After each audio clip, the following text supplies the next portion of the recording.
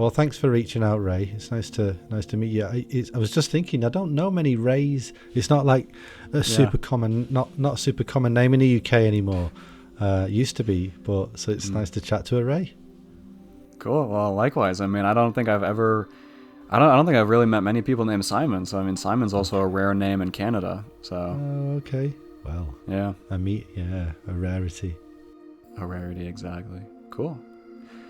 And it's a little bit later where you guys are now, right? What time is it there? It's already like 7 p.m., right? It's 7 p.m. So we've because we have can I do this? Yeah, here you can see we have daylight. So we're daylight savings has kind of kicked everything forward a little bit. So it means that at 7 p.m. we still have some daylight. It's a nice feeling actually. I kind of you probably feel the same, but the winters are long. They feel quite long. And it's okay for a bit, but 6 months of just kind of wet, grey weather, cold, wet, grey weather makes me want to get outside. So it's nice to see the weather turning around. It's just kind of drawing me, into the world, and then seeing a blossom on the trees is just incredible. It's like spring is springing, like colour actually, just like forgetting that there's just this riot of colour in the world normally. With spring comes just this luminous display of colour, like life just exploding. But you forget about it. At least I forgot about it. Just maybe it's a convenient thing to just like get through the winter. So it's a nice surprise to be like, oh wow, there's colour in the world. I know exactly what you mean. I literally just hopped off a podcast with another individual an hour ago. Yeah. And he said the same thing. He's just like, man, I am so excited that we're finally in this transition into spring, because everything around where I am is just completely dead. It's, dead forests, dead bushes, everything is dormant, but now everything is coming alive again, and it's looking very beautiful, and it's an exciting time of year. I love the spring. May, June are my favorite months.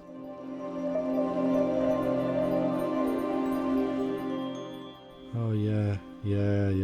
I think it's just that. Well, there's a symbolism of rebirth, isn't there? Really, I think. I was chatting about this recently with some people in a group session that I ran online.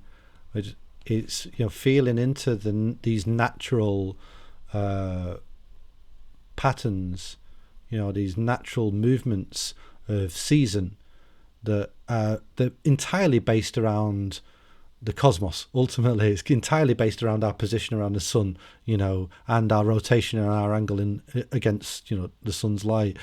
So it's just these natural deeply natural patterns unfolding, and I think a lot of the time we ignore it. I think we kind of withdraw away from it and don't feel into the significance of it. So when I like to feel into the autumn, feel into the winter, feel into the spring, and really sense, I guess, my place amongst it all, our place amongst it all, how it's just this interconnected dance really in a vast universe, and it's manifesting like to the eyes and to the ears and to the body as, well, the word spring. I mean, the word spring doesn't really do it justice, does it? Exactly.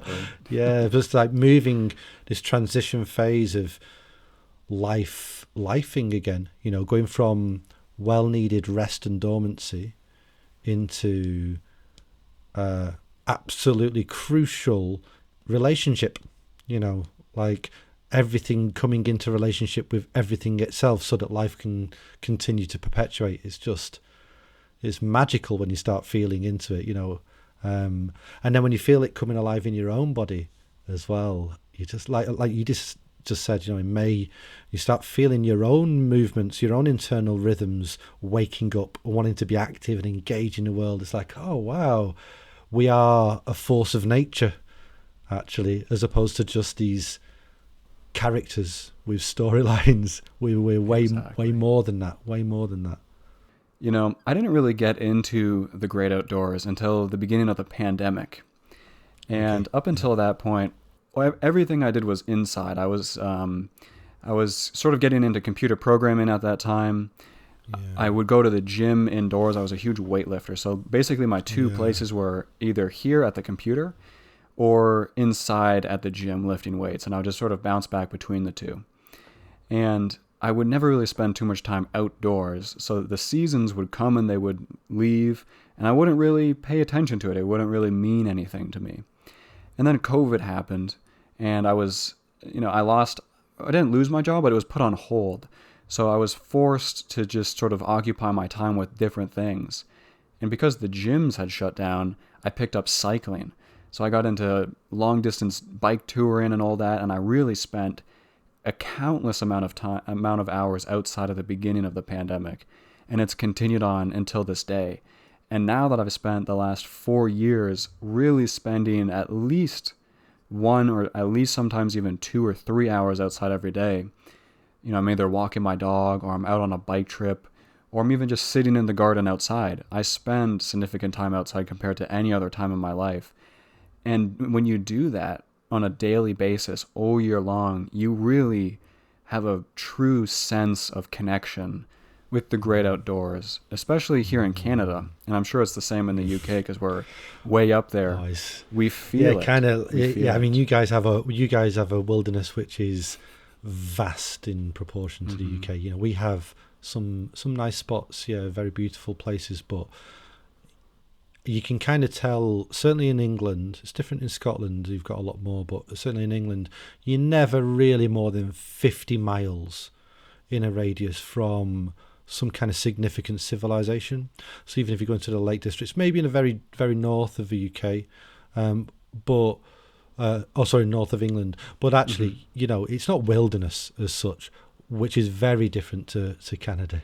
Like you've got hundreds of square miles, thousands of square miles of just vast open expanse, So actually it's, spending time, I've been lucky enough to spend a bit of time in wilderness in Eastern Europe, which is not the same size, but, very much untouched, and large brown bear population and lots of, like some wolves as well, just kind of like the kind of wilderness we don't get over here. So I can only imagine, what it's like in Canada. But survival's a real thing when you're in that environment. Like it's not a joke, is it? It's not like, whereas, you can, some accident can befall you in the UK and in England and Scotland and Wales, for sure it can.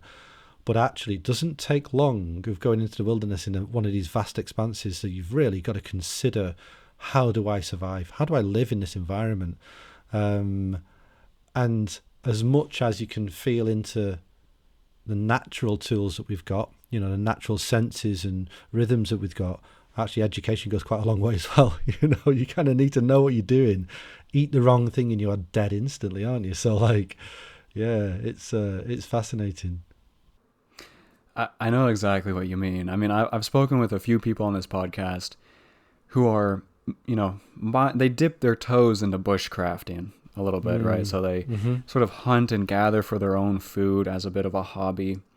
And you can go south really fast with things like that. If you pick the wrong kind of mushroom, and so many mushrooms are very similar, right? If you, they look the exact same, but there's a tiny little difference that if you are not an expert, you will not see. And the difference between A and B is life and death in some situations. And same with bears and all these wild animals.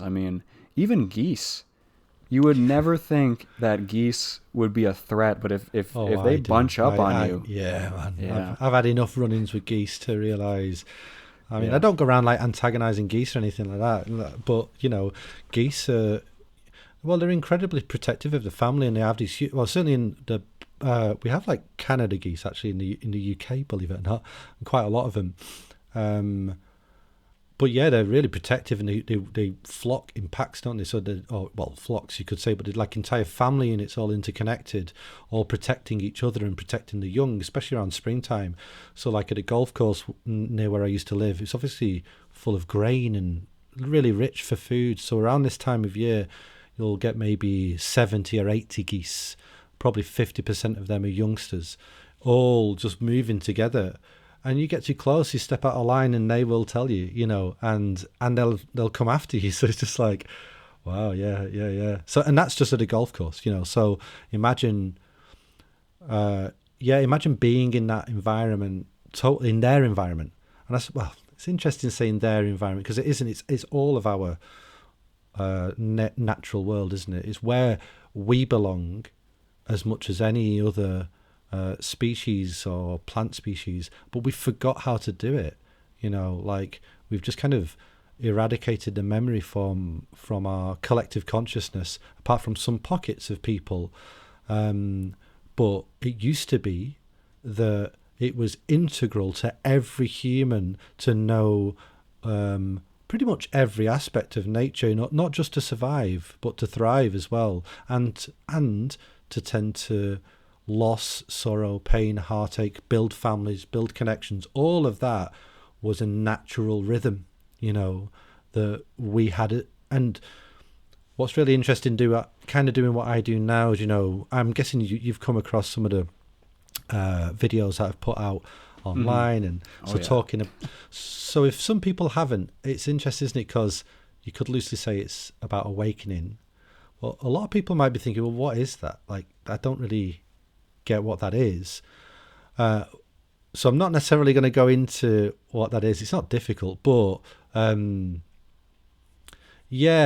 what you start realizing is that if it's anything, it's a natural process, and it's waking up from this cobbled together, less natural way of thinking, this idea that we're all separate and we have to look out for ourselves and not together, and the environment is an object which we use to survive. In fact, we exploit to survive. That's the idea, isn't it, that you see in the Western world, certainly in the modern world.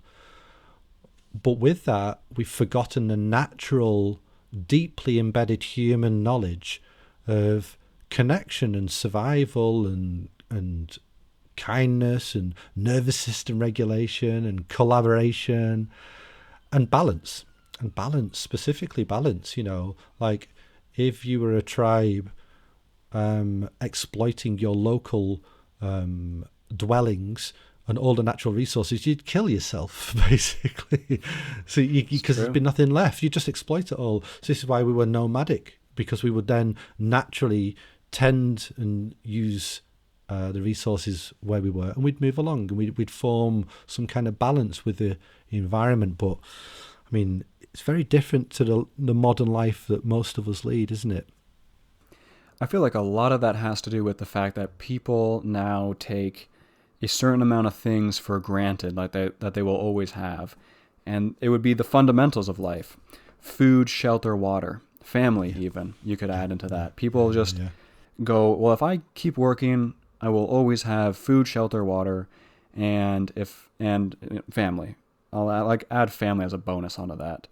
But I mean, back in the day, not even that long ago, and still in places around the world, people build their own shelter, or at least they have the skills to piece and fix things themselves. Like, people can't even nowadays fix basic things around their house. Like, if you run into some sort of minor issue, plumbing problem, if you need to even replace a window, if you need to clean your gutters, whatever it may be, fix the garage, you're calling somebody. You're on the phone because you have no idea. And usually these people that you call show up, and then after 5 minutes it's fixed. And you would think that you'd be able to do something like that. Right? So I mean, being able to tend after your own shelter, being able to grow your own food, right? I mean, it's one thing to have like a tiny little plant that grows baby tomatoes or something. It's another thing to have a whole garden full of vegetables that'll sustain, that you never need to buy vegetables again. Or if you have some chickens, like if you do some homesteading and have chickens for eggs or goats for milk, things of that nature. I mean, people, I feel like and this is sort of like something that people are born into nowadays. People are born into it being common to go to the grocery store and it being common to call the plumber and not actually deal with these problems on their own. And it doesn't really even take that much effort to really get back in touch with the natural harmony of the earth. I mean, just people can start by growing a few vegetables in their garden. Get a chicken. Have some completely whole range or free range eggs. Right? The taste is completely different. The look is totally different. Go to your local farmer's market and buy some raw milk. That is a completely different experience compared to these like sugar-filled 2% milks that you buy at the grocery store. It's little things that add up to a lot. I do. I think it, for me, it feels like, and you might agree, but it feels like and this is maybe where our worlds cross a little bit, like you talking more about kind of nature connection and being outside the great outdoors, and me talking about maybe, freedom from internal suffering. I say internal because it's a mind-based suffering, the suffering that we all carry around with us. And it would be nice I'm sure a lot of people would say, but I don't have that. But I mean, pretty much everyone has that to some degree, like this internal stress and strife that is kind of out of our control. So that's kind of where I'm exploring is, well, how can we tend to that to make life a bit easier, internally? But I think where these paths cross is through embodiment. We've forgotten that we have this body. And this is the most natural.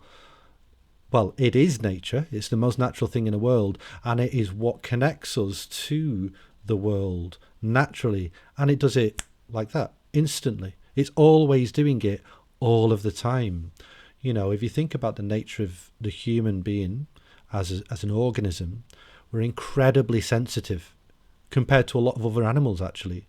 Like we've got this membrane of skin is ridiculously sensitive compared to, let's say, a rhino, or, not even a rhino, that's an extreme example, compared to a dog, for instance. We've got this soft, very sensitive skin that can detect temperature changes and slight breeze with these tiny hairs. That's not an accident. That's not, in fact, that's a beautiful gift that we've got to be sensitive to our environment. I mean, something occurred to me as well as like, one of the beautiful aspects of the human, let's say, consciousness or mind, I'm not talking about the thoughts, I'm talking about the way it does cognitive tasks like pattern recognition. The human mind is incredible at pattern recognition. It's impossible to tell, but maybe the best in existence, maybe. It seems to be the area that we've exploited the most in order to create civilization, that pattern recognition, being able to pull out and work with patterns in nature. But lots of other animals don't have that. I remember like coming across a deer like in the woodland last year, and I was walking, I saw the deer saw me, I stopped dead still, and that was it. The deer couldn't see me, had no chance. So it was doing this, trying to get perspective. All it saw was what it thought was a pattern in movement. The movement stopped, and it couldn't see me. Whereas for me, there's a deer right in front of me, not moving, but I perfectly see a deer. So we've got these beautiful skills of sensory perception, but for most of us in the modern world, they're offline. In fact, they're seen as kind of worthless a lot of the time. Like, what's the point? Well, the point is, for me, the more we're able to embody these senses with kindness and sensitivity, the less alone we feel. Isn't that lovely? Like, the more connected we are to the world. Like, not just as an idea. I mean, in every moment we feel connected, So, yeah, I think in learning to embody this is a great step into then learning to explore nature in a more embodied way, because it feels like curiosity comes alive once you start embodying the senses. You kind of, something wants to play. It feels like some aspect of us wants to play quite naturally, and where it wants to play is in the richness of the natural world that it's connected to. At least that's what it feels like to me. No, I completely agree. I'm a huge fan of Sam Harris, who I'm sure you're familiar with. Yeah. And I have his app and everything, the Waking Up app. I've subscribed to it, and I listen to like the reflection on a daily basis, and a few times a week I'll do his meditations, and I'll listen to all the different conversations he has about this kind of stuff. And one of my most favorite areas of interest, which is something that you touched on a little bit just then, is being aware of your senses and really tuning into them one at a time individually and honing in on what do you see, what do you hear, smell, taste, feel, etc. And it is a profound experience actually sitting quietly or going for a slow walk and feeling your feet walk on the ground, or listening to the wind in the trees, or hearing the birds in the distance, and just focusing on that, dead focus on the tiniest of things for not long, 10 seconds, 30 seconds. And I mean, it feels incredible when you actually do that. It's like a heightened sensory awareness that really grounds you in reality very fast. And like you said, a lot of people go through life just ignoring that. Not ignoring it, but just not even being aware of it to begin with. That's the problem. I feel like people don't even have the awareness to experience it unless they actually look for practice and seek it out. Yeah, I agree. Yeah. It's tricky. I think it comes with the feeling of the body's an unsafe place to inhabit, I think, often. Because a lot of us in early childhood experiences are taught that these natural feelings, which are normally tied up with emotion, aren't they? Like this feeling of joy, which is felt in the body, as an example, when you're a child, or the feeling of fear and terror, which is felt in the body. All of these really natural emotions that we have, we're kind of told they're useless and worthless and they don't get things done. It's like, that doesn't get you good grades. It doesn't get you a job. That's not really productive. And it's kind of a pain in the arse to the parent a lot of the time, like as in you're being too excited or you're crying too much. Stop, these are just examples, I'm being quite broad.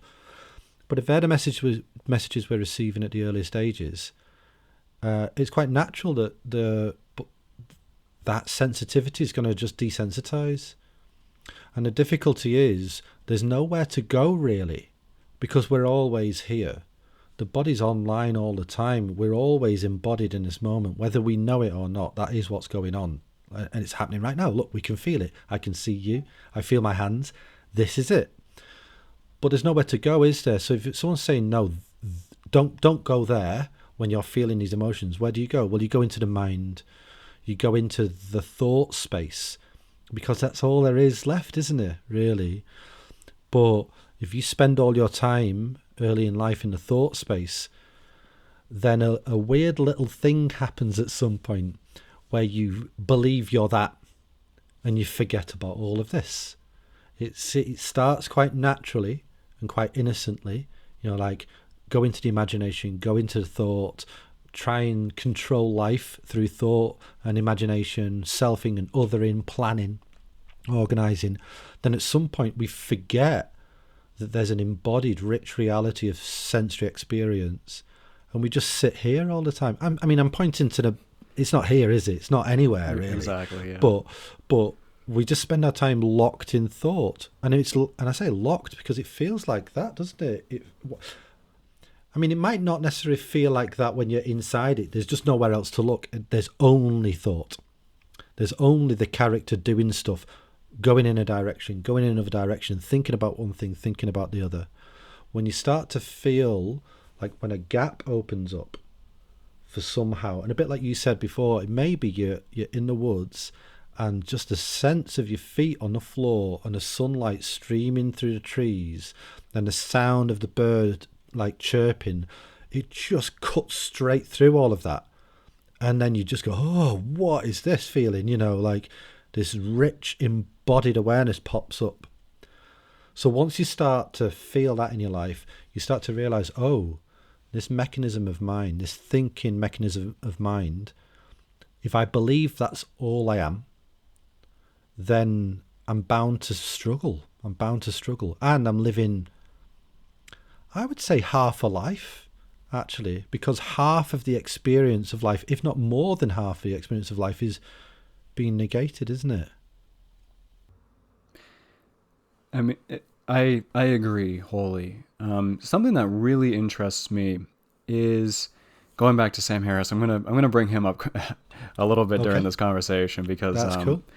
he's sort of like my gateway into this whole realm Yeah, in a he lot is of for a lot of ways. people. He's helped a lot of people, and I know that app has helped a lot of people as well. Yeah, Yeah, have you used the app yourself? Have you checked it out? I have. Yeah, I remember. So there's a great speaker called John Astin. I don't know if you know John, but he's a beautiful communicator of experience, actually, and he invites you into experience really well. But I first kind of came across him when he was doing some of the Sam Harris things. So yeah, I'm pretty grateful. Yeah, it's a phenomenal place to start because I mean even just not even to start, but if you're deep into meditation and awareness and all these different topics, it's definitely a helpful resource. But something that I really enjoy that he talks about is he always talks about look for who's looking, right? And when you're sitting in meditation, he always says ask yourself that question. Sit with your eyes open, stare into the distance or at the wall or anywhere, just stare somewhere and just look for who's looking. And it's you can't find that. And in most cases you always assume, yeah, it's up here. I'm up here and I'm looking. And that always reminds me of what I'm going to be throwing out a lot of names here, so Okay, go for it. pardon me. But Ram Dass, he always Mm. says, "You are not your body."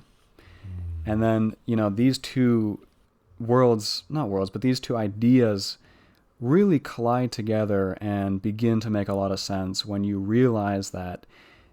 And I'm sort of new to this, so correct me if I'm wrong or expand on it Yeah, if you will. yeah, But when you are looking for who's looking and you don't find anybody, and then you also realize that you are not your body, and in addition to that, you are also not any of the things that you label yourself with. Like you are not Simon. That's what people call you, and you respond to it. You are not, for myself, I am not a landscaper or computer programmer or any of these things that I do on a daily basis, right? I am not that. So what am I? Who am I? Where am I? You end up asking yourself all these questions that just don't really have too much of a tangible answer. It's very abstract. yeah. Oh, beautifully put, Ray. Beautifully put. And I think what you're talking about there with that style of inquiry, it's a method that's been made common in kind of Advaita Vedanta circles. Like I know Ramana Maharshi was really he gave a lot of guidance on this. Nisargadatta did as well, and it's been picked up a lot nowadays, and it's very powerful because when you start asking those questions, what you're probably finding is that you're looking for someone or something, let's say, a concrete, I don't know, entity, maybe entity. You don't really want, but something that's got solidity anyway, that I can call me. The difficulty is that when you ask or rather the trick to being fruitful in that space is recognizing how the thoughts want to hijack that process. So when you say who am I as an example, or where am I, who's the one that's seeing, then the thoughts want to go, well, I'm me, or it's me that's seeing. They want to tell you a story. So this is why embodiment's really important, or at least one of the gateways to opening and freeing ourselves from that, because we can say, okay, well, I know that's thought, and I know I'm not just my thoughts. So other than thoughts, who am I? And that can be really important because it forces us to then look other than the mindscape, other than the thoughtscape. It can be very tricky and sometimes often disorienting, but actually quite problematic if we're asking who am I, and we're hearing messages of there is no self, there's no concrete self, yet we're just staying in the thoughtscape. That can become quite nihilistic actually. And some people that maybe have like issues with anxiety or mental health issues, if they don't receive like decent guidance of how to explore the embodied experience, they can drive themselves kind of into a crisis, into a mental health crisis, actually. So, and that's not me saying don't do this. Absolutely do it.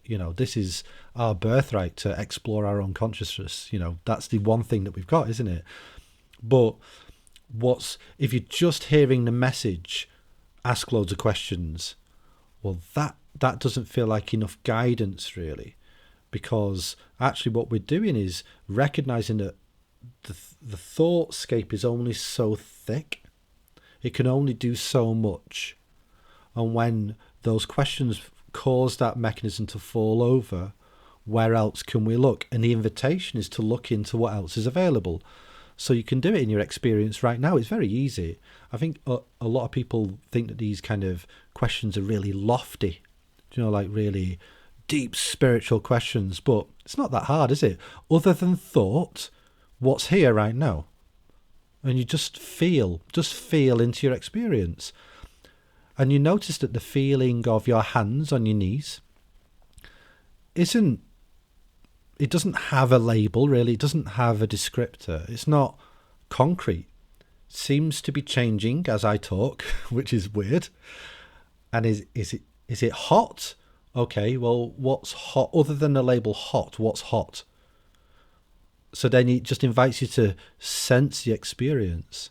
And you can do that with all of the senses, can't you? Sight, sound, smell, taste, So it's just kind of, you're redressing the balance with this kind of exercise from being mind identified all the time, thinking I'm someone specific who's got a story and is a Ray or is a Simon. And by inviting the exploration into the felt sense of being alive, you're redressing the balance. This comes more to the fore. And this story, the thought mechanism, starts to back off a little bit. And I don't know if you've felt that yourself in your own experience, but you feel more presence and less thought. I could say thought, but maybe less self-identity. So that's a good way to put it. And it's one of those things where it's difficult to give yourself an answer to those questions. Because it's one of those things where but we're pretty good at trying, though, aren't we? We're pretty good at trying. Exactly. Yeah. We love to tell ourselves stories. Yeah. Like you said. And I mean, it's one of those things where when you ask yourself the question, you propose it to yourself, and you think about it for a moment, in that brief moment that you come to an answer one way or another, you almost get sucked out of the mindset the next moment later. Yeah. Yeah, okay. And I feel like a lot of this probably centers around the notion of ego, right? We love to see ourselves as the center of all things naturally. I feel like that's a very natural thing for humans to do in most cases. Yeah. And I'm going to ask you a little bit of a shocking question. Not shocking, but I asked myself this question and it kind of bothers me a little bit. I'm prepared to be shocked. Go for it. I'm just curious about what your opinion is on this. Okay. And this idea comes out of reading the Tibetan Book of the Dead a little bit. I know it well. I haven't read the Egyptian Book of the Dead, but I'd love to get into that. But the question is, do you think that the notion of a tangible heaven, so when you die, especially in Christianity, when you die, you are transported physically to this beautiful paradise. Do you think that notion of a tangible heaven is constructed through the human ego? Wow, that's a great question. And quite difficult, isn't it? Like, it's a difficult thing to answer. Maybe I could ask a different question. Sure. And this is one, because I've been a practicing Buddhist for a long time, so there isn't a heaven or hell conception in, they have deva realms and heavenly realms, but it's not the same. But there's the concept of rebirth, so not too dissimilar. There's this something after death thing going on, in Buddhist cosmology. But a good question that I've asked myself, certainly through the awakening process, is, well, if there's no self that I can find other than just this experience, what could possibly be transported? Exactly. That doesn't mean that there isn't. I don't know what's after the human experience. It's impossible to know, isn't it? But for me, all of that. Well, it's called eternalism, isn't it? In a lot of religions, they talk about that. Say we've got this eternal soul or spirit that continues forever, and it'll go into a heavenly realm or into heaven afterwards. I don't know whether that's true or not, but actually, when I feel into and explore my own experience, it's clear that there's no fixed part of this. So then, what could possibly be fixed after this? That doesn't really answer your question, does it? Well, you know, the kind of got out of that, haven't I? No, it's all good. I mean, the questions are difficult to answer, and sometimes the best answer is actually asking another question. Yeah. You know, the common and not common. It's a very uncommon actually, but something that I've heard. I forget where, but the answer to the question the answer to that question that I've heard that I really enjoy reminding myself of is on an individual level. And this is another question that you ask yourself is, do you really believe that you as an individual are so special and divine that you deserve this eternal afterlife in paradise forever? And that's a a tricky unique one, isn't one. it? Yeah, and Yeah. what it's so hard to talk about this, isn't it, when you start getting into this? Because Yeah. actually, I feel like that we, not me, that we are so divine that we have already got the perfect existence right here and now. Exactly. Yep. But that's not discounting all of the suffering that goes on in the world. I don't mean it like that. But what I'm saying is actually this is the gift. If there is a gift, this life is the gift, isn't it? It feels like it, because once you start, well, what happens for people that start exploring these questions that you maybe started exploring a little bit? Once this, I'll do that as like, imagine that's the self. It's just like this clench, like, I'm me. Once that starts softening and starts opening up, and then this felt sense of presence starts rising, what becomes apparent often is that, oh, this is just thoughts, and then presence just goes because it's like, well, oh, I don't need to rely upon thoughts to be alive. I don't need to believe I'm anything, or I don't need to believe a single thing in order for this to be fully felt. So then when you start fully feeling this, or it starts, I mean, I would say everyone on the planet has had an example of this divinity experience in their life. But it's way simpler than people realize. But once it becomes felt more and more and more in your day to day, you start realizing this is weird. Like, life is weird. Like, not so. I mean, weird. Is that right? Yeah. As in, it's so far beyond anything I can imagine. Exactly. Like, it's so far. It just, Yeah. all concepts, all ideas, all paradigms just fall over in the face of just one moment of this. And what's interesting is we can feel that and know that in our experience as well. And that's even weirder. Like, and this is where it kind of all falls over, because what can you say about it? But when you start to feel that, and this is where it maybe ties back into being in nature, I think the natural world has this, I say the natural world, it's all the natural world, but patterns of nature that aren't necessarily restricted by concept. So trees, sunsets, mountains, rivers, it's just these natural patterns that have unfolded.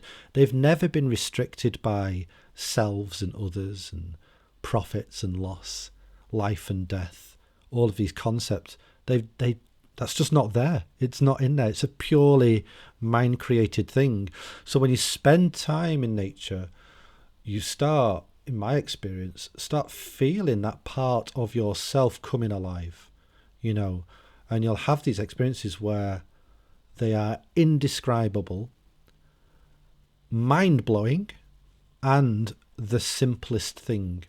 It might just be one blade of grass going, and you're like, oh, how has a blade of grass broke my heart? Because that's end up you just kind of fall over and just like the absolute divinity and beauty of it all. And it's at the same time perfectly natural, perfectly normal, and really simple. So quite paradoxical in that way, but yeah.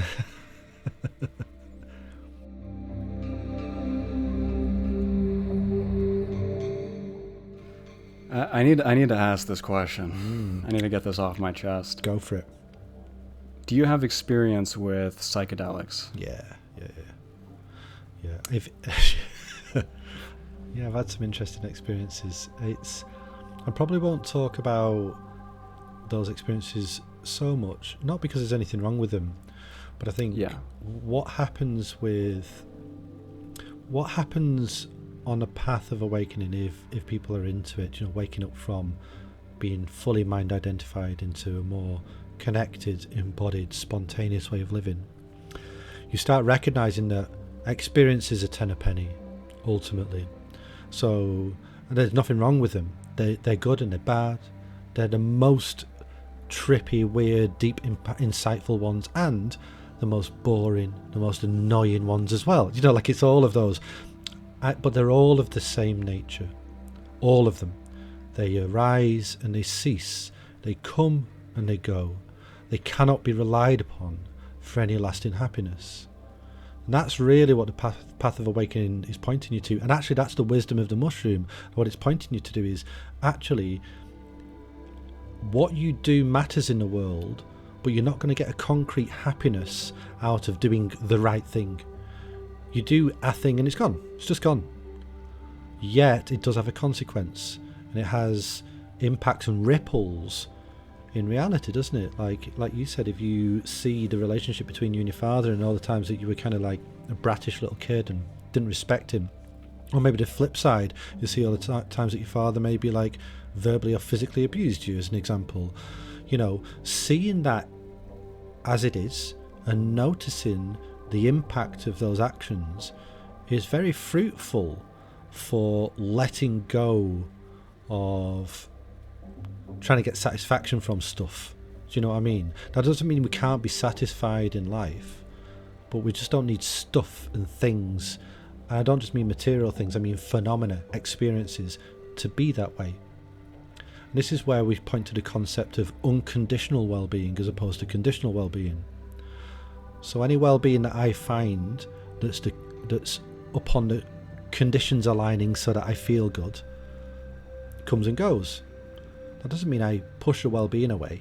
I enjoy it as what it is, but I notice that it's not ultimately satisfying. It's gonna come and go, just like the mushroom experience, just like the DMT experience, just like the first kiss, the wedding, whatever it is. The nature of this life apparently is for these different conditions to just come and go, come and go, come and go, come and go. So when I recognize that, I'm able to, a bit like you're describing, really enjoy them, but not grab them.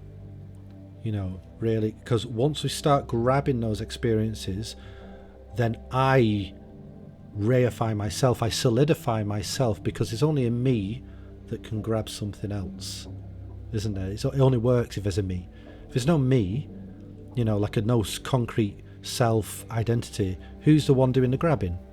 And also, what's the other thing that I'm apparently trying to grab? So I guess I've kind of danced around the question a little bit, but I get in response to the mushroom thing, I think it's beautiful that you've got that insight into your actions and the effect it has on people, and you see the interconnectedness of life, and not just on the human plane in our social interactions, but in in the bird plane, in the avian plane. You saw that actually it's this impossibly complex web of interactions, all dancing and rippling, of which we're not separate from it at all. The beautiful part of waking up, if you want to call it that, is that those insights that you're talking about are felt moment by moment. We don't need a an access drug to gain access to that level of insight. You feel in real time what's happening. That's the beauty of it. All of the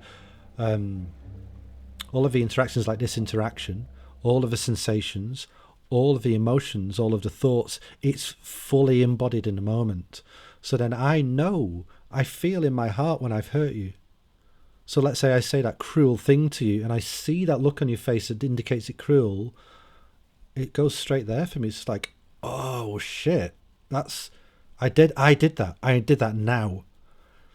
And then there's a choice, isn't there? Own up to that and open to it and go, okay, well, that hurt. Maybe I can be softer, more kind, more compassionate to someone else. Or what often happens, we might get a glimpse of it and we turn away. We just go, no. And we go into coping mechanisms, or we make a story, or we get into an argument, whatever it is. So, yeah, it's a bit of a long answer, but certainly that insight that you get from using psychedelics, that insight can become alive in every moment when you're off psychedelics as well. It's just fully felt all of the time. That's where this path takes us, if we want to follow it. Yeah, I love what you brought up just then. This notion of grabbing onto things and then letting them go in the same moment, and applying that to everything in life, whether it be a great experience or a terrible experience. And, something that we have in our heads, like on a neurological level, like on a very tangible level that can be measured, are these two systems called open loop and closed loop systems. And it's very crucial that we as humans, or any mammal really, to make sure that we close as many of these loops as possible. And something that you just said at the end there was that if I say something terrible to you and I hurt you, and I can see that what I said was negative, what's the best course of action that I can take in that moment? It's not to let it go and turn the other cheek and be like, oh, whatever, it's fine, because that will remain open in my head, and it's like a wound in my head that I know I've done damage. The best course of action in that moment is to directly and immediately apologize, own up to it, drop the ego, and say, Simon, I'm sorry, I didn't mean what I just said. And that closes the loop in your head, and that allows you to let things go and drop it in that moment. And the more that we just let those experiences go, but let them go properly, right, in a way that is both satisfying to both parties, to everyone involved, the better life can be, the less torment that we put ourselves through on a daily basis. And a lot of that has to do with the dropping of the ego, realizing that your actions directly affect other people and they directly affect yourself. And a lot of damage can be done if you don't close these loops and let them go properly. So it's a great way of putting it. I really like the way that you put it. Oh, I get you completely. And where it becomes subtle and quite difficult to work with is that we may have a people-pleasing, apologetic nature that's baked into our conditioning, where we try to apologize instantly for things that maybe aren't our fault. So we might say something that's our truth that actually really needs to be communicated, and it's said in a normal way, but we see that somebody else just tries to deny our truth, and just overreacts. It happens, doesn't it? We've all been in that situation. Or maybe they respond meanly to me, and I'm like, well, wait a minute, I was just kind of being myself there. But then we go, sorry. I'm sorry, I didn't mean to, and that can be problematic, isn't it? Because actually I like the notion of neither pushing nor pulling on the moment, because actually pushing on the moment is trying to push something onto something or push something away, or pulling in a moment is trying to get more of something, trying to get more like satisfaction, more sensory experience, more pleasure. If we can find that sweet spot that neither pushes nor pulls, it takes attunement, but then we can just sit with whatever arises. So if that is, I hurt your feelings, Ray, and I can see that you're really hurt. If that is me feeling that hurt in myself and not doing anything about it, not trying to make it better, just acknowledging it and going, I hurt you then, didn't I? And feeling the hurt and then really apologizing, going, I'm so sorry, I didn't mean to. You can see how that's maybe slightly different to what might be our habit of going sorry, like an instant sorry. I think we need to embody it's an embodiment thing again, isn't it? Like if we embody the moment, then feelings will show us, they'll guide us. It's kind of funny how in most of those situations, if I say something insulting, again, just to stick with this example, it works. Usually it hurts myself more than it hurts you. Because I mean, if you call me a name, I'm just going to be like, whatever, screw this guy. But if I call you something, I will be sitting with it. You might just let it go and just be like, yeah, okay. Yeah. But I will sit with the hurt more than you will sit with the hurt. It's amazing how the damage we do, the things that we project damage-wise actually sit with us more than it does with other people. Yeah. It's a crazy contrast there. It is. It's really interesting, isn't it? I mean, I didn't know I was going to bring this up tonight, but I think it's kind of useful to bring up that actually what you're talking about, ethical action. So, as in taking responsibility for our actions and the effect they have in the world. And you can see how that relates not just to person, but to the environment as well, and the things that we do to this world and how that's hurting us, isn't it? It's actually, we're kind of killing the thing that keeps us alive. That's pretty detrimental. But ethical action in the world, I don't mean moralistic. So I'm not saying guided by a higher set of morals. I mean ethical as in attuned to the truth of what we've done. A bit like you described in the mushroom experience. You just see the truth of it and you go, oh, that really had this effect. And then taking responsibility and maybe changing those actions. That's foundational to most contemplative religions or experiences. It always has been for thousands of years. However, in the modern age, we want results, don't we?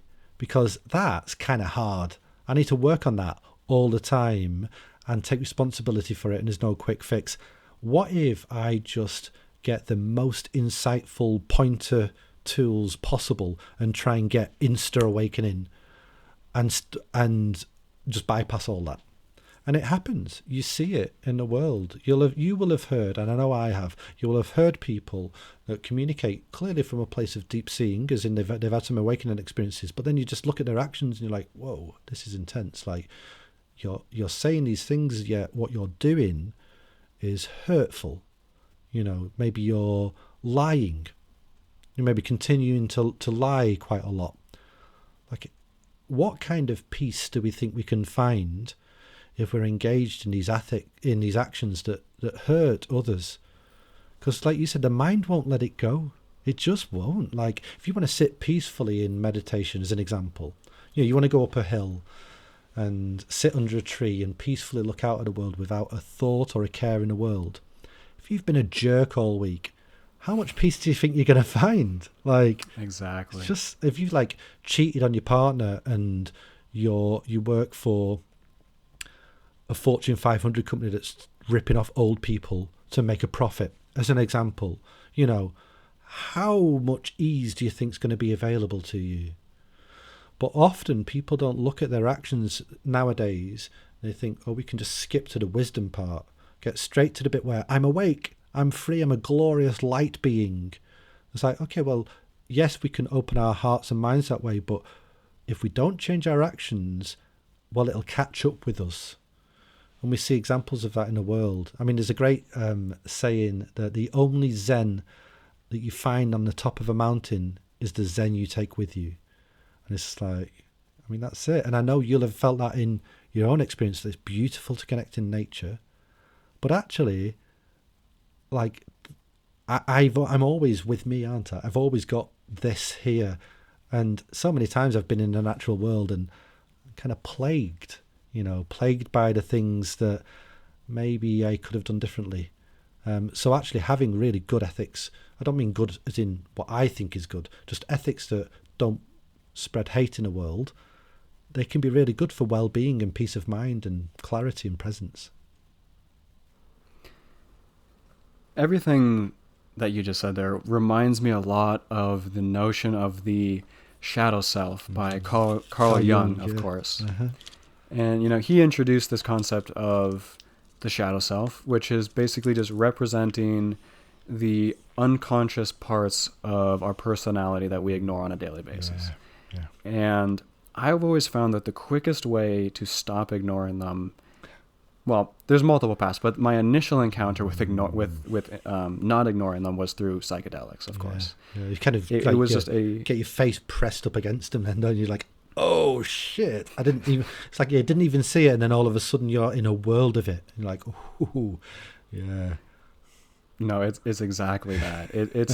It's shocking. It really shocks you. I mean, these things are not toys. They're not like having a cup of tea in the morning to give you energy. I mean, they're a tool. Number one, they're a tool that'll show you, if you ask it to show you, the shadow self of your life and the places where you are really messing up and places that you can improve. But also, the yin yang side of this, right? Because there's always balance. It'll also show you the best parts of yourself, the parts where you are really exceeding. Like, what are you really interested in? Am I good at playing the guitar? Am I good in my creative act? Am I good in some relationships? And of course, I mean, everyone has this two sides to themselves, good and bad, if you will, just to put it into simple terms. Yeah, okay. Yeah. And it'll show you both sides, but it'll really show you your shadow side if you ask it to. And I mean, really at the end of the day, because I mean, what you're doing with these substances is you're altering your neurology briefly, right? You're changing the chemistry of your brain for a period of time, whether it be 5 minutes, 10 minutes, or the whole day, depending on what it is that you've done.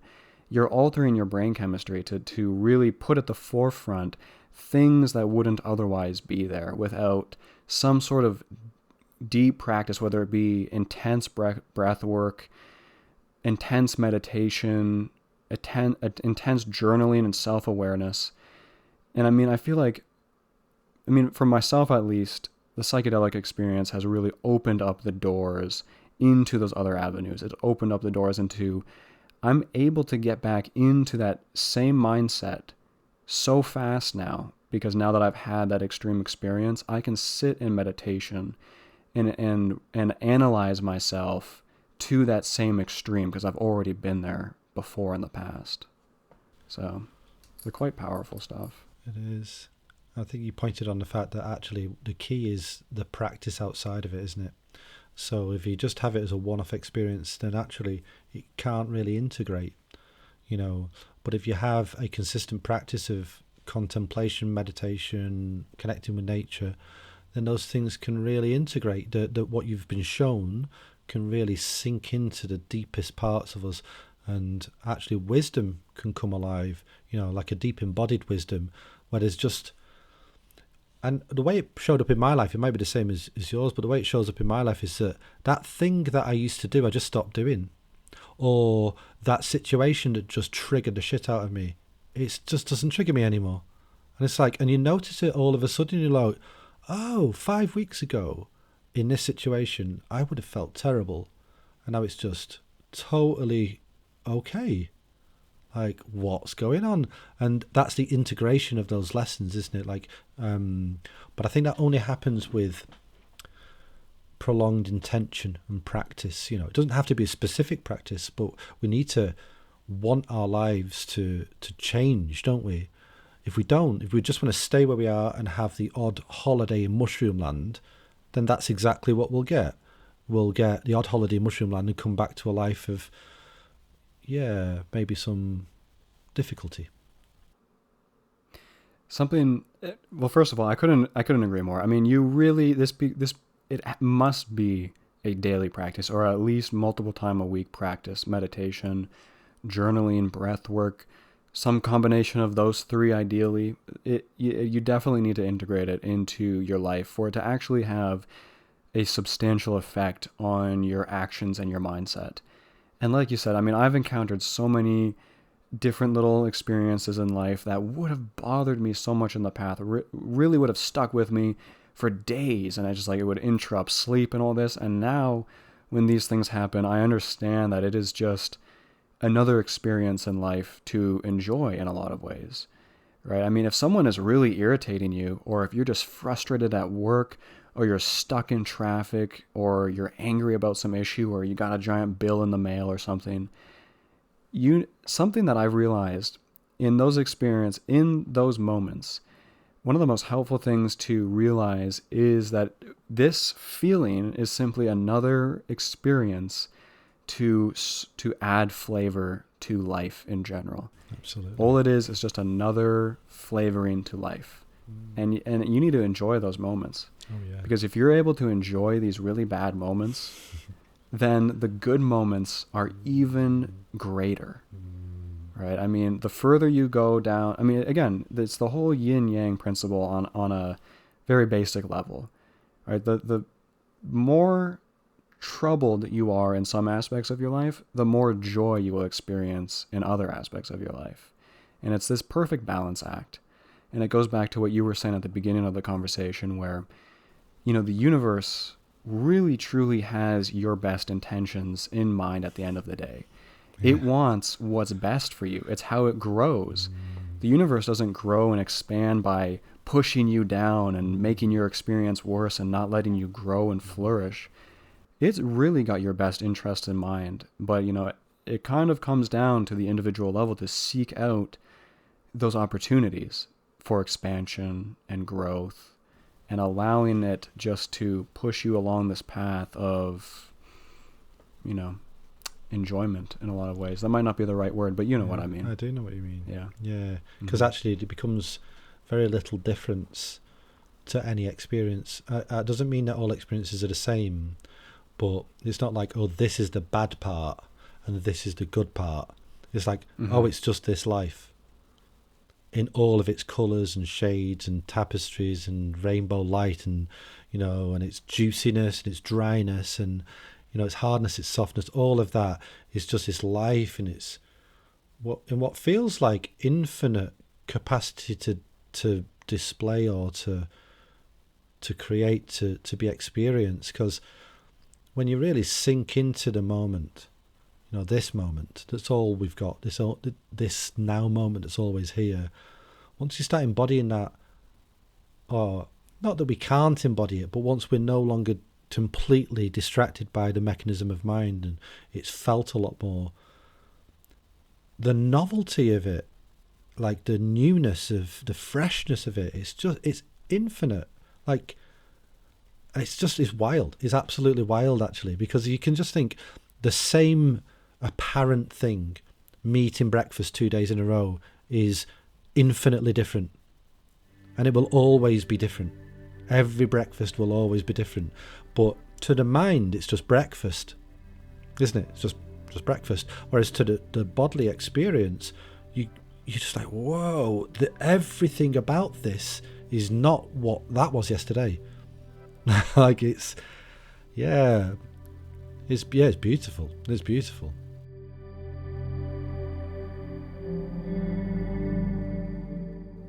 Something that I came across a little while ago that I've really started to dive into a little bit more deeply recently is free will. And it's a tricky conversation. Exactly. I love this one. This normally triggers loads of people, so I like doing it. It's a good one. This is a challenging one for a lot of people, and it does make people. It used to make me very uncomfortable, this concept. But, the more that I've embraced it and just allowed itself into my awareness, if you will, not to be dramatic about it, the more that I've accepted it as a reality, the more I've actually come to embrace it. And I've been reading I just started reading Robert Sapolsky's book, Determined, which talks a lot about this. I heard him on the Sam Harris podcast of all places just recently. I think it's the most recent episode. I listened to it when I was out with my dog the other day. And, I mean, this has been something that's been debated for centuries, really. It's been debated forever, really. And that is, the belief that all events are determined completely by previously existing causes, right? That everything that has happened is a result of the past. What are your thoughts on that in general? What are your thoughts on free will? Sorry, it's just so big, isn't it? It's just like, Yeah, because it's fun though. yeah, it is really, it's really fun. It's really fun, and Yeah. also the reason I laugh is because anything I say is not true. Exactly. Right. Anything I say about this doesn't come close to it. I think so. Let's put it this way. Let's try and put it this way. To the thinking mind that predicates a self as a subject and experience, the one that witnesses other, yeah, to that point of view, then only can the question of free will arise in that dichotomy, in that framework. If there's no one here, no separate point of view that actually fundamentally substantially exists, who is the one that can have free will? In fact, what even is the concept of free will? If there's no doer and there's no things to be done, free will it's just as valuable a concept as break time. It's no different in its nature. It's just something that the mind's cobbled together to try and put a film around unbound experience, to try and call it something. And it gives the illusion that we can play with it. We can. So the first illusion is I. That's illusion one. I have. Yeah. Illusion two. What the fuck's have? Okay, so who's the one that has it, and what's the thing that could be had? And then free will. Well, what the hell's will? And what's freedom to one? Now, it might sound a little bit like people might be listening and thinking, well, that's just gobbledygook. But I guess what I'm pointing to is it's all conceptual. It's all the movement of the mind to try and make sense of that which goes way beyond the mind. Way beyond what we can understand. So I think there was a great way that Angelo Delullo put it that really resonated with me, is like that upon like deep stage realization in the awakening process, it's known, as in like fully known in experience, that there's no one doing anything. So that sounds like there's no such thing as free will, doesn't it? But then he said, and you're not left out of a single part of it. It's like, well, that, I mean, to the thinking mind, that doesn't work, does it? But in experience, that's exactly how it plays out. You realise that the argument, the discussion about free will, it's just a kind of game. It feels like just a kind of game that scientists and philosophers play in order to try and make sense of the world. They're trying to make sense of it through the lens of a self, through the lens of a subject that sees the world as objective. If that's shown and experienced to not be the case, then free will just goes, it just evaporates. You just realise that there was never any such thing. Not we don't have free will. It's like, no, free will as a concept never even existed. It's like, okay. So then what? Exactly. So then what replaces it? Well, I say nothing replaces it, but the truth then that's felt into is so far beyond anything you can describe. It's so far beyond anything you can put like a deterministic or non-deterministic view on. It's just beyond that. It's just totally beyond that. At least in my experience, anyway. Does that kind of answer the question? It does, absolutely. And I have a direct follow-up question for that. Okay, that might even help expand it even further. Okay, and great. That is simply, in quotes, could you describe then, adding on to that, what non-duality is? There's no such thing as non-duality. Exactly. Now that might be controversial to people, but non-duality as a term and as a concept, as an idea, in fact as a field of teaching, is a Western misunderstanding from the term Advaita. So Advaita is the practice. So Advaita Vedanta, it literally means not even the teachings. It means not to. So Advaita means not to, no second. There is no two-ness anywhere. There's no separation anywhere in the world. That's what Advaita means. And it can be kind of translated as non-dual, but really not two. And then Vedanta is the part of the teachings that it's from. It's from the later part of the Vedas, which is part of the teachings that it came from in Hinduism. So all of non-duality as a subject, it's all just kind of made up, really. That doesn't mean there aren't Advaita teachings. There are Advaita teachings. These are teachings that point to the truth of no secondness. But there's no thing called non-duality. At least in my experience, there's not. So, yeah, that might sound like I'm kind of wriggling around it a little bit. But I think it's important because actually it points us away from trying to find the truth in non-duality. And it opens us up to explore the not-to-ness of this moment. Because if I'm trying to find a truth in non-duality, that's me trying to understand something and trying to figure it all out, isn't it? Whereas if I'm opening and investigating that this existence has no second, that's a deep exploration, isn't it? So for me, that feels like the more fruitful way to point. But again, it doesn't really answer your question, but maybe because I can't. Well, it definitely sparks ideas in people who are listening, right? I mean, and that's the main thing that this podcast is trying to do, is just opening up and showing people alternative doorways of thought that they can dive a little bit deeper themselves into. So, no, that's a great. I appreciate you. I appreciate you sharing that. That was good. Well, let's go there. Let's go there right now. Do you want to explore some non-duality, like in real time? Let's do it. In real time. Let's do it. I say so.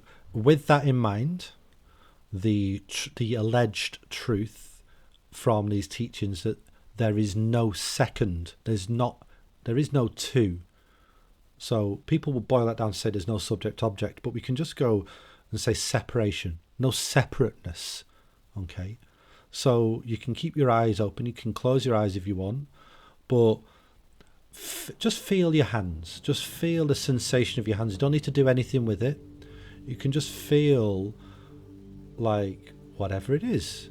Might be a tingling, might be a warmth, might be coolness, might be a little bit of numbness. Maybe there's not a lot of feeling there, but there's some sense of sensation in hands.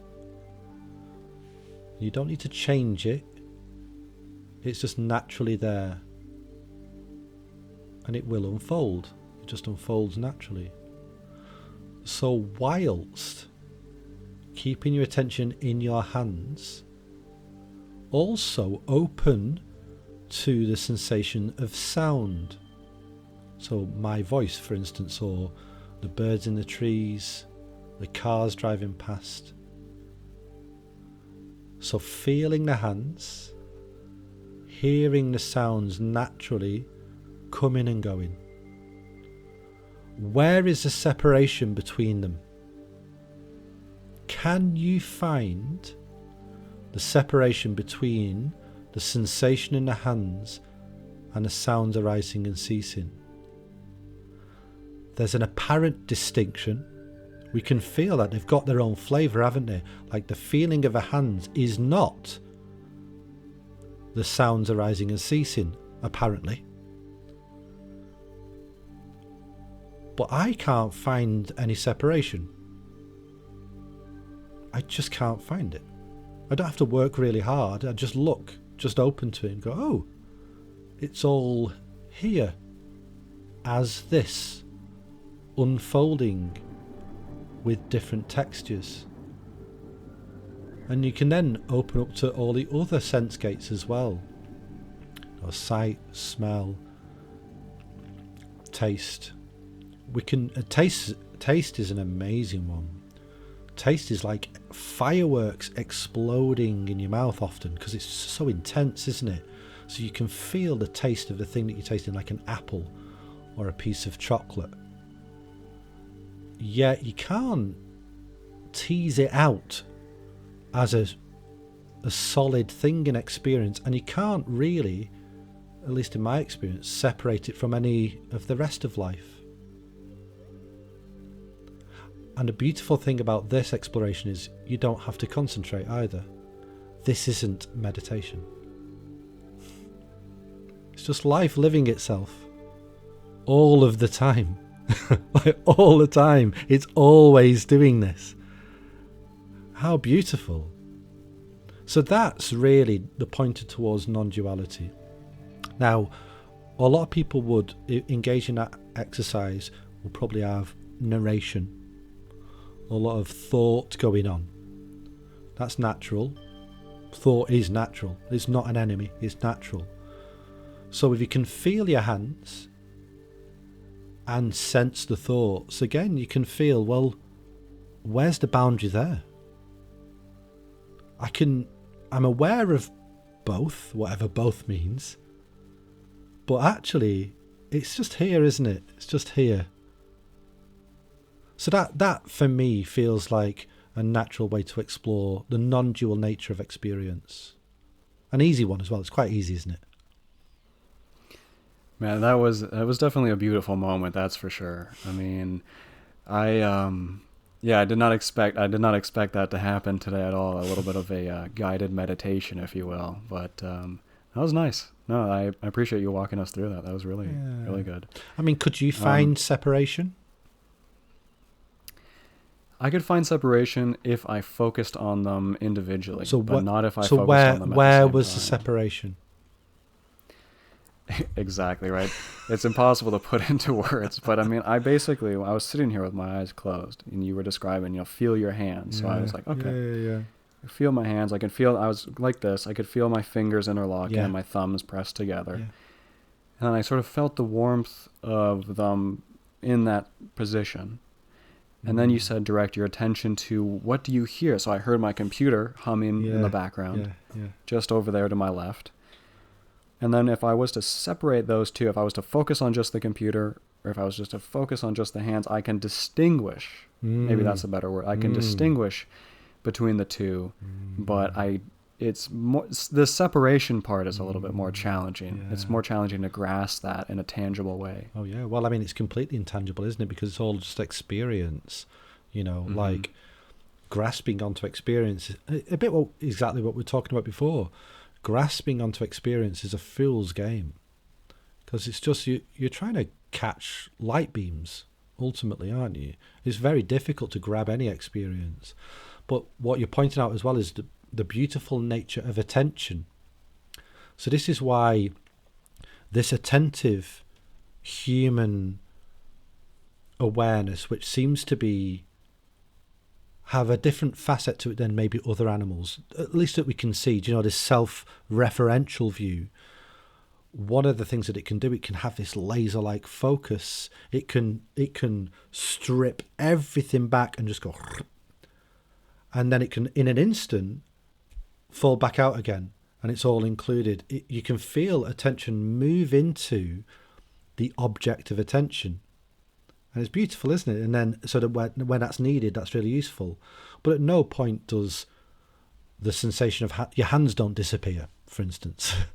You don't go, oh no, the hands have gone.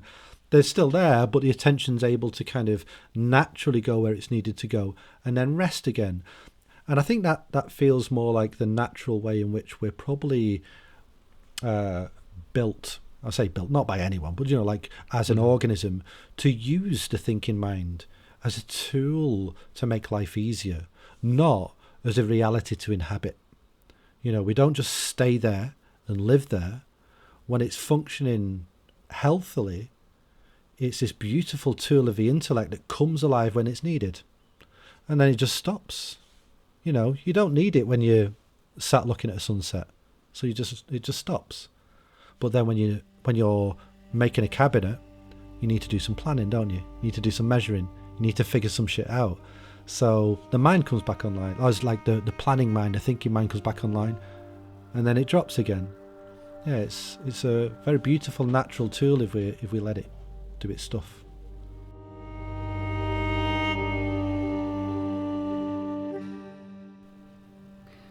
You know, one of my all-time favorite quotes comes from Frank Herbert's Dune, Oh which I'm man, sure it's my favorite book of all time.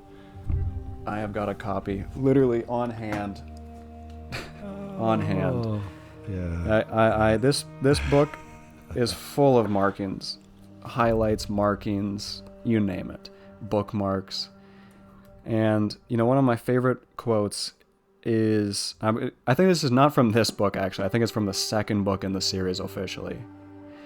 And it's you know, life is not a problem to solve, but a reality to experience. And that's quite the popular line because that's how the first movie ended, and everyone's sort of aware of that quote. But it's that simple. I mean, it's that simple. I mean, people are constantly, you know, one of the age-old questions is, what is the point of life? What are we here to do? What am I here to do? What is my task? You know, it's not a problem to solve. There is no problem. It's a reality to experience. And that, along with many, many other quotes from this book, that one has really ingrained itself in my mind at all times. Me too. I remember reading that quote. I remember where I was when I read it. I remember it having a deep impact on me. Yeah. It's fair to say that, like, Dune as a book, as a novel, really influenced my life moving into the path of awakening, you know.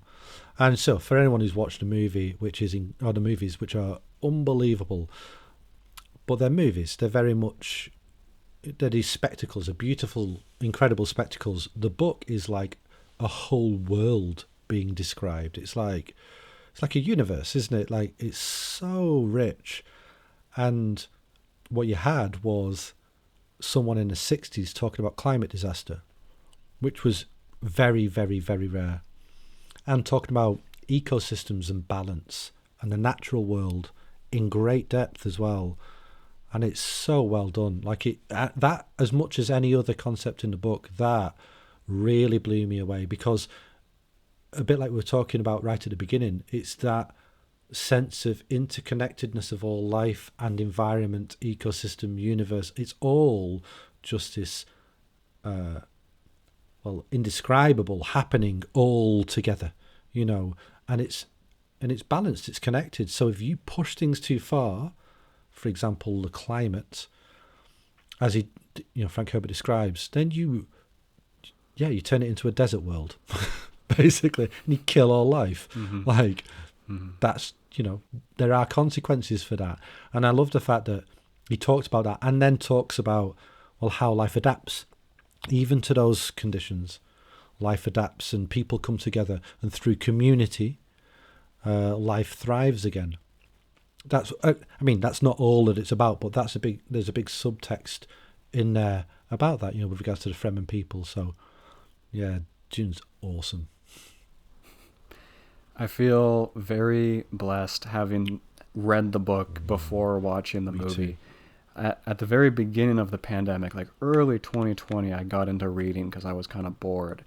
And yeah, Dune was one of those books where I think it was the only book ever where I closed it on the last page and started it over right away. I'm like, okay, here we go again, back into it. And I think I've read it 5 times now between then and now. It is a go-to book. I encourage everybody. I mean, I have one friend who refuses to read fiction. He's like, what a waste of time fiction is. It's just like, dude, if you're going to read one fiction book, Dune. It is one of those books where you will just take away so much from it, and it'll affect your life on a deep, deep philosophical level. And I mean, like you said, it literally was one of the stepping stones to awakening for yourself.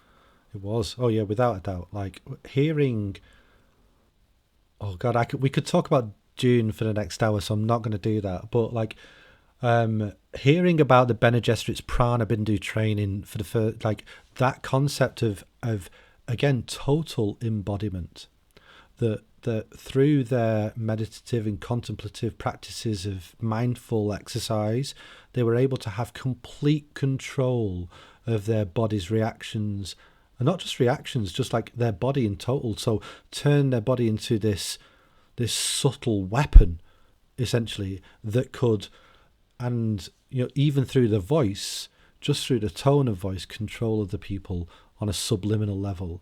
Like that, when I was reading it, I was just going, what the, like, it was really, I don't know, it's just opening things up for me. Like, I just remember it cracking open doors in my mind, thinking, this is incredible. Like, yeah, because, and also because it felt like it's not totally untrue. There's this truth that sits underneath pretty much all the concepts in Dune that resonate really deeply. You can feel your own humanity in what's being put forward. It's not totally out there, and I really like that. I was listening to this interview not too long ago, maybe about a month ago, between Frank Herbert and somebody else in his own home.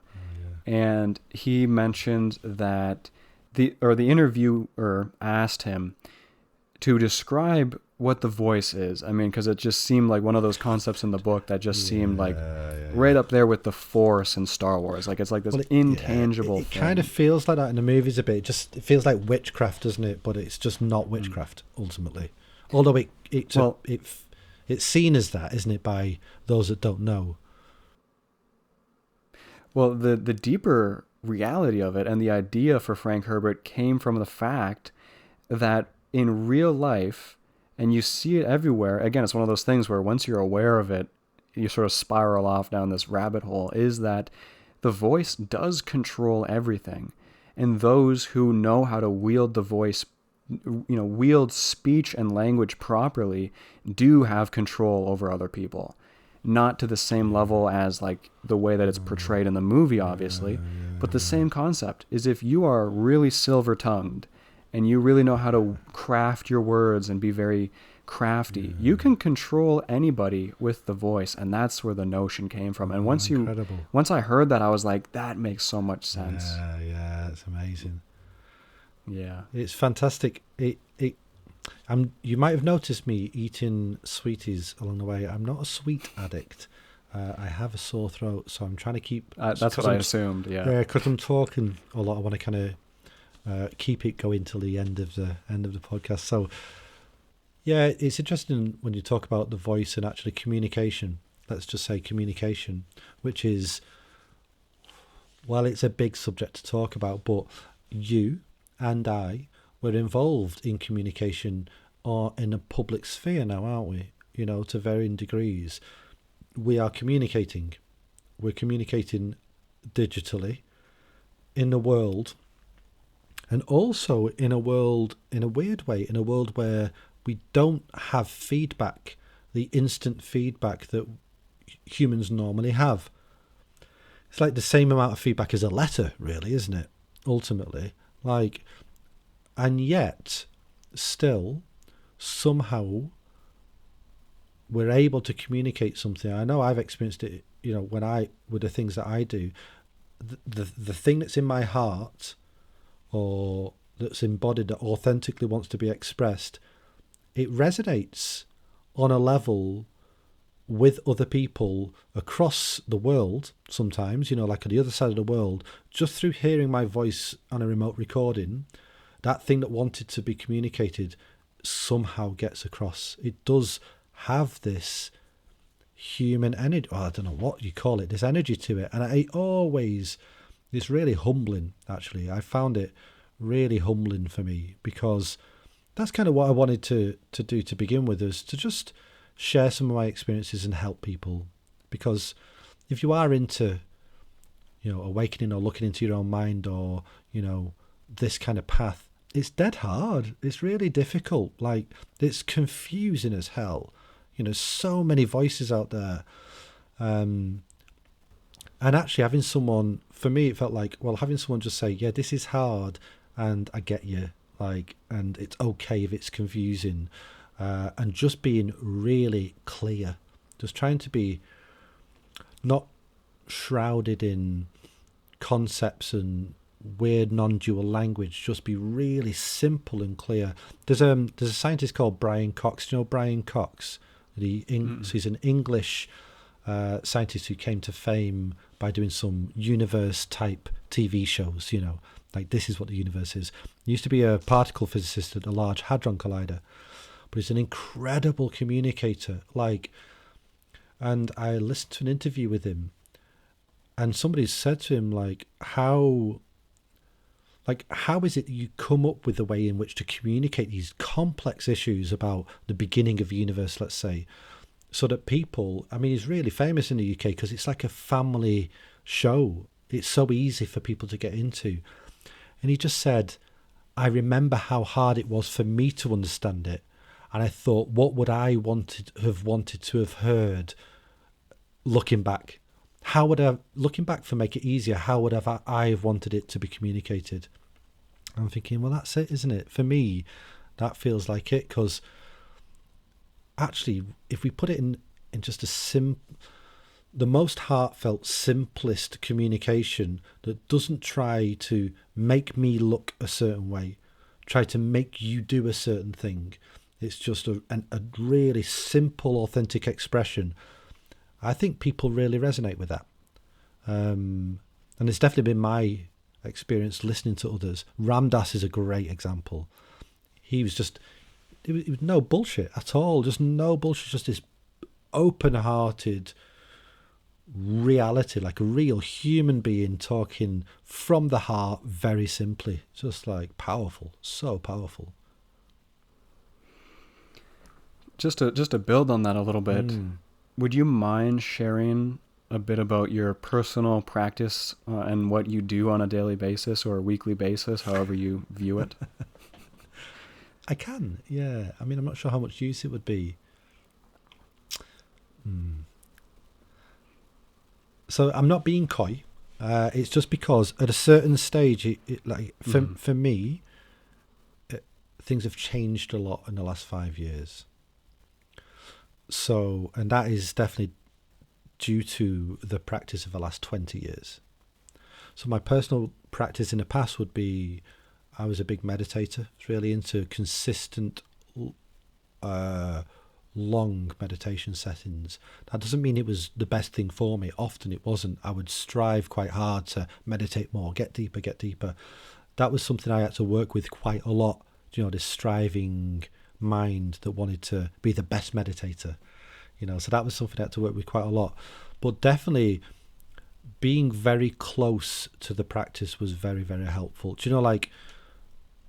I think the moment where it all started to change for me is in the depth of awakening started to become fathoms deep, let's say, just become all unfathomable, was when life and practice just went, they just became the same thing. So I would encourage people to try and find, if they're interested in that kind of thing, like awakening or even just living a richer life, definitely do some meditation regularly, or just even contemplation. Doesn't have to be super deep meditation, but just time, quiet, alone, feeling the moment. That's really, really powerful. 20 minutes a day is great. It doesn't have to be really long, but just try and become embodied. But then take that sense of embodied practice into every moment of your life. That's when it turns around. Honestly, it becomes instead of it becoming a thing that you do occasionally, all of your life becomes the path of awakening. And it's not hard, actually. It takes a bit of consistency, but it's not that hard. So that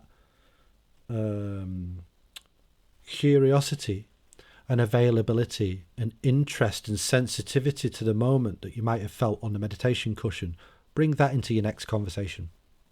So be in the body when speaking to somebody. See what you feel. Notice how that makes you want to act. Instantly want to act, wants to react. In fact, notice how you react without even knowing it. Feel that. Feel what that feels like. Work, and you don't have to do much work with it. Just seeing it often is enough. And not judging it, holding the things that you find gently. So let's say we had a conversation that went into a bit of an argument. But I felt that happening, as opposed to me perpetuating a story that I used to, that fuck Ray, Ray's wrong, he's always wrong, he's such a pain in my ass, you know, which is the usual story afterwards. Exactly. Instead of that, because I was a bit more embodied, it's like, oh, what happened there? Just that. You can see how they're completely different ways of living. It's like, it's like, what happened there? Did he really hurt me that much? Like, what Ray said, was it that bad? And then I think about it, it's like, oh no, you just kind of he called me a doofus, like, you know, for instance, just like a really light Barb. I've just flown into him with like abuse.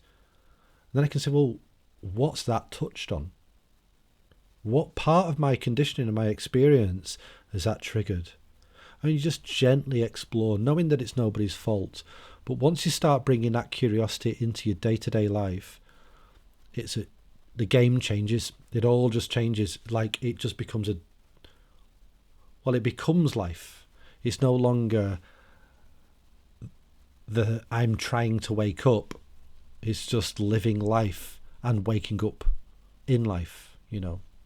So, yeah, I mean, that's not exactly what I do that's not true. Actually, that is, you could say, if anything, that's my practice now. It's just total moment by moment embodiment and feeling what life wants to show me, you know, and allowing spontaneity to guide me, and allowing the heart. And it's interesting, when I say the heart, a lot of people might go, what does he mean, the heart? It's such a hippie thing to say, you know. But I just mean the emotional capacity to feel. That's all. It's a term I use, the heart, but, you know, we've all got that emotional capacity to feel, haven't we? It's there for all of us. So allowing that to guide me, you know, sensing when there's joy or there's love or where there's disconnection, and then allowing it to spontaneously guide my actions. Well, thank you so much for sharing that. It's, you know, people love having some sort of structure to everything that they do in life. And for people who are perhaps hearing these concepts and these, you know, pieces of practice for the first time, it's very helpful hearing things like that, because people can take bits and pieces of that, learn from experience, and integrate it into their own life in the way that they seem fit. One of the ways that I love to close these podcasts is by asking you, the guest, to ask the audience a question. Is there anything that you would love to hear from people who have listened through this conversation in the comment section down below to write about?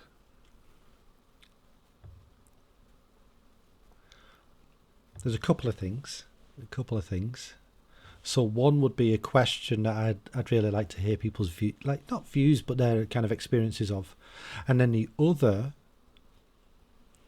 is a question for them to just point towards themselves and just be with. Would that be okay? Oh yeah, big time. So the first question is, what moments or what experiences do you feel most connected to life? You know, and because it's kind of like a trail nature podcast, maybe it can be nature oriented, but what moments in nature do you feel most connected to life, part of life? You know, I'd love to hear about that, because it's just so different for different people, but often there's a thread, you know. I think there is, anyway, in my experience. And then the question I want to put to people is, would it be possible to just trust that you don't have to do anything to live a full, connected, loving life? That you don't need to change anything about you in order to wake up, let's say. You just need to trust this moment. Would that be possible to explore that? Excellent. So maybe that's a question for people to chew over. Who knows? Man, well, you know, this has been one of the easiest conversations that I've had on this podcast so far. You know, typically when I invite people on and I go into them, I feel nervous and the butterflies start fluttering and my heart's pounding and I gotta like sit here for 10 minutes before the podcast begins and just sort of relax. But I mean, having watched your videos on YouTube and having followed you for not too long, it's been maybe a few weeks I've been checking out some of your videos, you know, I really felt calm going into this conversation. And then the second we started talking, it just solidified itself, and it's been just flowing naturally like water under the bridge this entire time. So, you know, I just want to say thank you for sharing your time with us this evening, and it's been a pleasure. It's been my pleasure, Ray. It's been my pleasure. Really lovely to meet you. Yeah, super easy conversation. And yeah, good luck to all you do in future. I enjoyed a particularly, because it's funny, I thought I was going to talk about all these things, you know, Right. It's just the nature of it. It's like, oh, maybe I could talk about that. But, you know, I have a camper van also, and like that my partner has done up from scratch. It was a welder's van, and she's kind of done it all. So I know you've had, was it James who was on your show? He was talking about van life. I had to listen to that. It's really great, and listening to other people talking about their experiences in nature. So I thought, oh, maybe I'll explore them, but maybe next time. Who knows? Yeah. Well, you know what? I have a friend that who listens to the pod, who's listened to all of them, right?